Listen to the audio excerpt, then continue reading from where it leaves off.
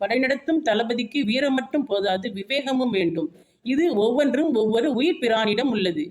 மன வலிமைக்கு சிங்கத்தைப் போல இரு, அது கோழையாகாது. புறமுதுகு காட்டி ஓடாது.